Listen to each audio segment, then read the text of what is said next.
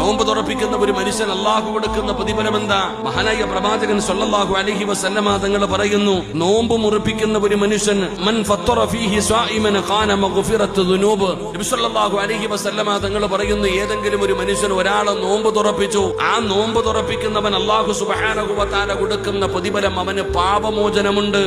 അവന്റെ പാപങ്ങൾ അള്ളാഹു പുറത്തു കൊടുക്കും.